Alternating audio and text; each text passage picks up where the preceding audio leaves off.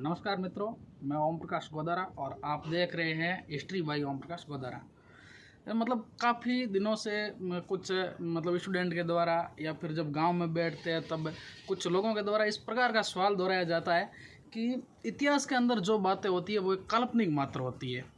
लेकिन मेरा मानना है कि वो काल्पनिक न होकर उनसे जोड़ करके है जो उस तथ्य को पेश किया जाता है ताकि अपन उसकी सच्चाई को समझ सकें। इसी प्रकार से एक कहानी मैं आपको बता रहा हूँ। कहानी राजा विक्रमादित्य से संबंधित है। उज्जैन के राजा विक्रमादित्य होते थे। कहा जाता है कि एक टाइम के अंदर 9 ग्रह के अंदर युद्ध हो गया था और उनके बीच में वार्ता ये चली कौन छोटा है कौन बड़ा है।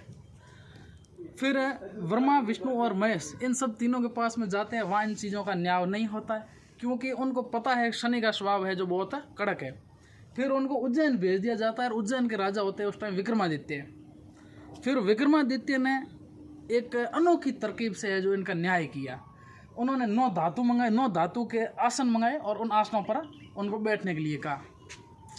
सारे अपने आसनों पर बैठ गए और शनिदेव है जो उनके जो बैठने का आसन था वो लोहे का आ गया और लोहे को है जो इन 9 धातुओं के अंदर सबसे निम्न धातु माना जाता है, इसलिए शनिदेव को है जो सबसे छोटा ठहराया गया और वहाँ से शनिदेव है जो कोप कर जाते हैं। फिर विक्रमादित्य का है जो समय बदल जाता है, उनको कई तरह के कष्ट सहने पड़ते हैं। अपना राज दरबार छूट जाता है। किसी शहर के अंदर एक सेठ के घर भोजन करने जाते हैं और वहाँ भोजन करते हुए उस सेठ की लड़की का 9 लाख हार होता है, वो वहाँ से गायब हो जाता है। उसकी चोरी का इल्ज़ाम विक्रमादित्य के ऊपर आता है। फिर वहाँ का राजा है जो विक्रमादित्य को ऊपर है जो चोरी का इल्ज़ाम लगाकर सजा देता है। वहाँ उनके दोनों हाथ और पैर कटवा दिए जाते हैं। फिर वहाँ से वो एक तेली की घानी पर बैठते हैं सिर्फ 2 वक्त की रोटी के लिए। और फिर एक बार रात्रि टाइम के अंदर बरसात होती है और वो एक मधुर वाणी के अंदर है जो प्रेम भरी रस भरी वाणी के अंदर गीत गाते हैं और उस नगरी के जो राजा होते हैं उस राजा की लड़की है जो उस गीत से मोहित हो जाती है। फिर वो उससे शादी करने की जिद करती है। फिर उससे उसकी शादी हो जाती है। शनि का कोप पूरा हो जाता है, उनके पुनः हाथ पांव आ जाते हैं। फिर वही जो सेठ जिसने चोरी का इल्ज़ाम लगवाया था पुनः भोजन पर ले जाता है। वहाँ पर जिस प्रकार विक्रमादित्य भोजन का निवाला लेते हैं उसी प्रकार वो आहार है जो पुनः वहाँ प्रकट हो जाता है और इसी प्रकार से जो उनका समय है जो बदल जाता है।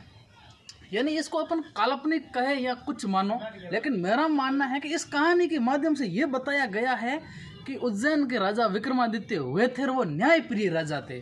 उन्होंने न्याय के साथ में कभी समझौता नहीं किया, चाहे वो उनका रिश्तेदार हुआ और चाहे उनका दुश्मन हुआ हो। यानी हमेशा न्याय के पथ पर चलने वाले थे और इसमें कोई दो राय नहीं है कि उज्जैन के राजा विक्रमादित्य हुए थे।